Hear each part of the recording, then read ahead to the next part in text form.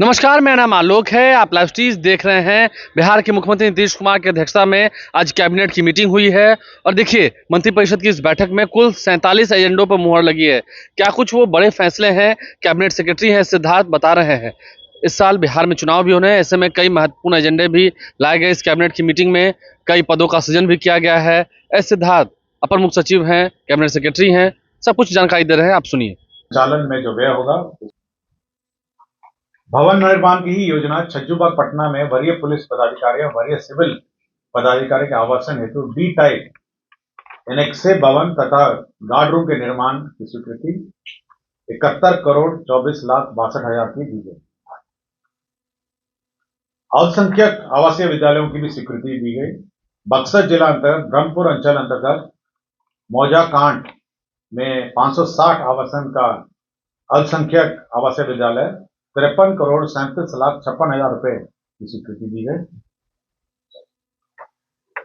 सासाराम जिले अंतर्गत भी बिहार अल्पसंख्यक आवासीय विद्यालय 560 आवासन का अंचल चेनारी, सासाराम में चेनारी है जगह, वहां पे स्वीकृत किया गया। इसमें 56,13,68,हजार रुपए व्यय होंगे। नगर विकास की स्वीकृत योजनाओं की जानकारी मैं दूंगा आपको। बिहार शहरी आयोजना एवं विकास नियमावली 2014 के प्रावधानों के आलोक में 7 आयोजना प्राधिकार बोधगया, गया, राजगीर, बिहार शरीफ, आरा, मुजफ्फरपुर और सहरसा ने पूर्व में जो पद सृजे थे 147, उसको प्रत्यार्पित करते हुए प्रत्येक जिले में एक जिला आयोजना क्षेत्र पदाधिकारी का कार्यालय का गठन और 38 कार्यालयों को सौंपे गए कार्यों और दायित्वों को समुचित निर्वाह हेतु 112,05,74,844 रुपए का वार्षिक व्यय लागत पर स्वीकृति दी जाती है। बिहार राज्य आवास बोर्ड में जो वित्तीय शक्तियां थी उसमें परिवर्तन किया गया। प्रबंध निदेशक की शक्ति पहले 50,000 थी, उसको बढ़ा के 1 करोड़ किया गया। अब बोर्ड को वित्तीय शक्ति 2 करोड़ थी, उसको बढ़ा के 5 करोड़ किया गया। नगर विकास की ही केंद्र प्रायोजित अटल नवीकरण एवं शहरी परिवर्तन मिशन अमृत 2.0 अंतर्गत सासाराम सीवरेज नेटवर्क परियोजना लागत 455,61,35,हजार रुपए की प्रशासन स्वीकृति दी गई। नगर विकास की ही दूसरी योजना यह सीवान जिला का है। सीवान सीवरेज नेटवर्क परियोजना फेज 1, इसकी लागत राशि 367,3,50,075 रुपए की प्रशासनिक स्वीकृति दी गई। नगर विकास की ही योजना केंद्र प्रायोजित अटल नवीकरण शहरी परिवर्तन मिशन अंतर्गत औरंगाबाद सीवरेज नेटवर्क की योजना स्वीकृत की गई। इसमें 497,65,37,हजार रुपए व्यय होंगे। नगर विकास की ही केंद्र प्रायोजित योजना अंतर्गत केंद्र प्रायोजित अटल नवीकरण शहरी परिवर्तन योजना के अंतर्गत सासाराम जल आपूर्ति परियोजना स्वीकृत किया गया। इसमें 76,44,10,हजार रुपए व्यय होंगे। नगर विकास एवं आवास विभाग की ही योजना है, केंद्र प्रायोजित अटल नवीकरण शहरी परिवर्तन अमृत 2.0 की योजना है। इसमें 138,26,72,400 रुपए स्वीकृत किए गए। पटना के अगल बगल जितने भी नगरीय क्षेत्र हैं, उनको जो ग्रामीण क्षेत्र है उसमें मर्ज किया गया। पटना जिला अंतर्गत नगर परिषद दानापुर निजामत का क्षेत्र विस्तार की स्वीकृति दी गई। खगोल नगर परिषद के क्षेत्र विस्तार की स्वीकृति दी गई।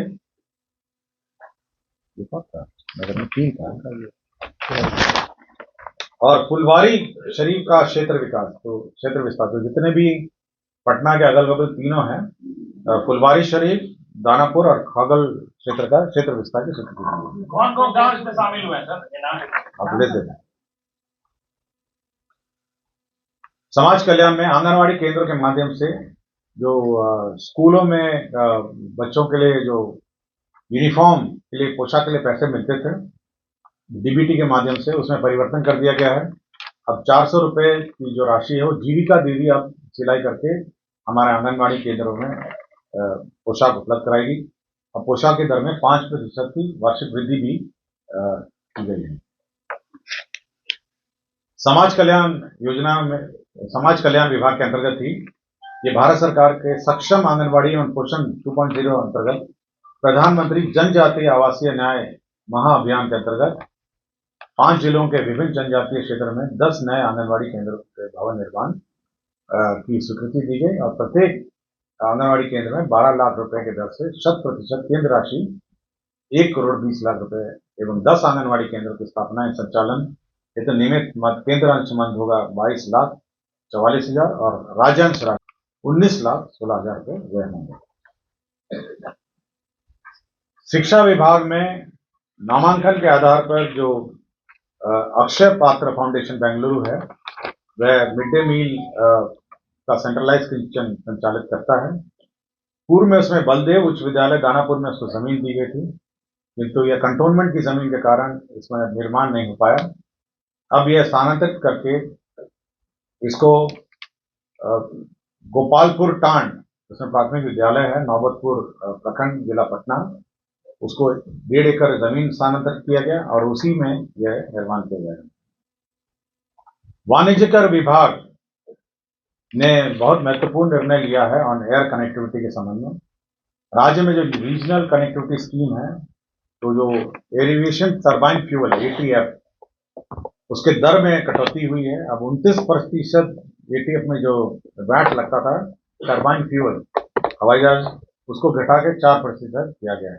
दाम में भी अब कमी हो जाएगी। हाँ, इसमें 2 काम होंगे, एक तो दाम में भी कम हो जाएंगे और एयरक्राफ्ट की संख्या में भी बढ़ोतरी हो जाएगी और एयरक्राफ्ट पटना में फ्यूलिंग भी करेंगे और जितने भी हमारे रीजनल कनेक्टिविटी सेंटर्स में रिफ्यूलिंग करेंगे। वैट एमआईएस के मेंटेनेंस की योजना की भी स्वीकृति दी गई। ग्रामीण विकास विभाग में national NIRD and PR Hyderabad के साथ पंचायती राज संस्थान, राष्ट्रीय ग्रामीण विकास एवं पंचायती राज संस्था हैदराबाद में आर्टिफिशियल इंटेलिजेंस के क्षेत्र में सेंटर ऑफ एक्सेलेंस की स्थापना करने के लिए 5 करोड़ रुपए की स्वीकृति दी गई। बिहार में जो पुल हैं, अगर पुल के समुचित रखरखाव एवं प्रबंधन हेतु बिहार राज्य पुल प्रबंधन संधारण नीति 2025 की स्वीकृति दी गई। मेंटेनेंस ऑफ ब्रिज की योजना स्वीकृति दी गई। थोड़ा ब्रीफ में मिल जाए क्या है तो आपको दे देंगे। अब एक साथ लिख के रखिए, मैं एक साथ आपको सप्लीमेंट्री का जवाब दूंगा। बिहार अभियंत्रण सेवा शिक्षा सेवा नियमावली 2020 के अंतर्गत राजकीय अभियंत्रण महाविद्यालय में सहायक प्राध्यापकों की जो नियुक्ति हो रही थी, उसमें जो गेट स्कोर से नहीं नियुक्ति, जिसका गेट स्कोर निर्धारित नहीं है, उसके लिए परीक्षा का एक प्रावधान किया गया और उसकी परीक्षा का व्यवस्था किया गया है और उसी में ब्रेकअप है कि कितने कैसे कैसे वो परीक्षा आयोजित की जाएगी।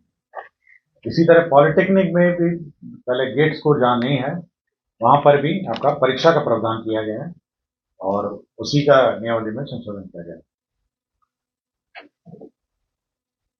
कृषि विभाग में बिहार कृषि अधीनस्थ सेवा कोटि 9 भर्ती प्रोन्नति एवं सेवा शुल्क नियमावली 2025 का गठन किया गया है।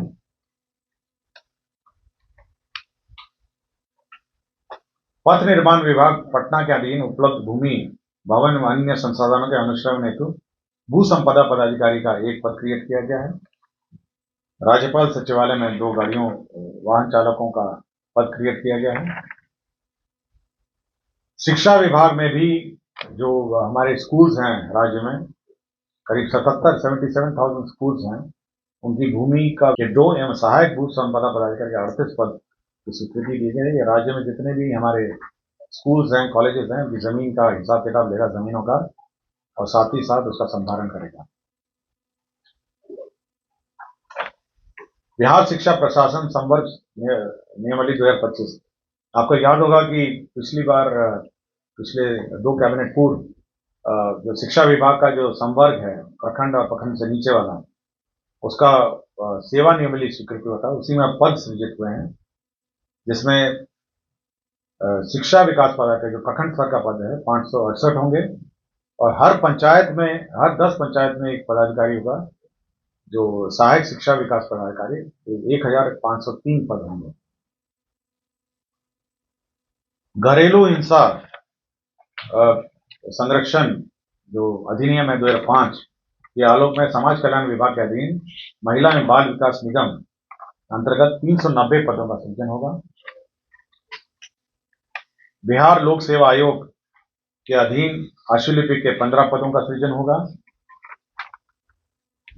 बिहार सहकारी सोसाइटी अधिनियम, जीविका का याद होगा पिछली बार की जीविका के लिए बैंक एक खोला जाने का प्रस्ताव है।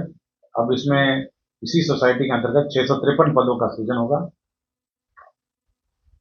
लोक स्वास्थ्य अभियंत्रण विभाग के सुदृढ़ीकरण, विस्तार एवं स्थापना हेतु अलग से 5 नए प्रशाखाओं का सृजन किया गया है और अवर सचिव का 1 पद, प्रशाखा पदाधिकारी 5 पद, सहायक प्रशाखा पदाधिकारी 22, कुल 28 पदों का सृजन किया गया है।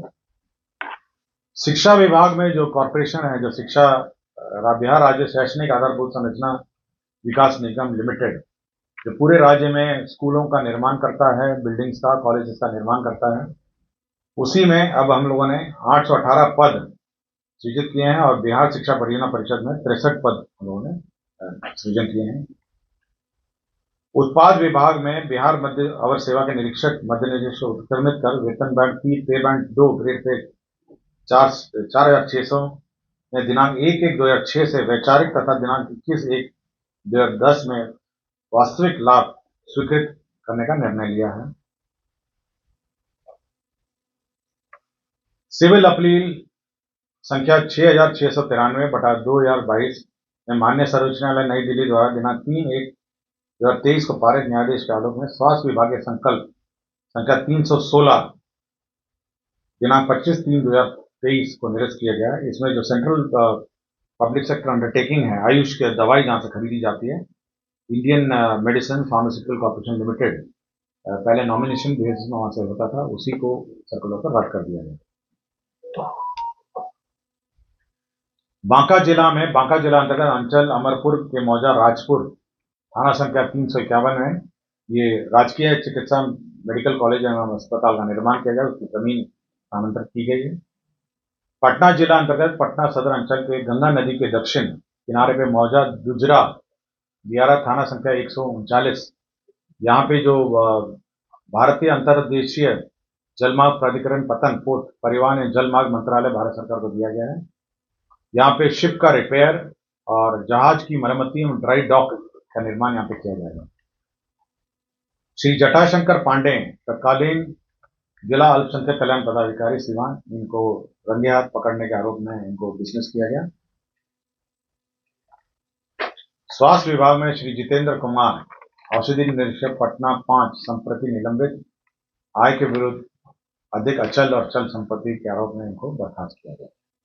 तो कुल 47 एजेंडों पे आज निर्णय हुए हैं।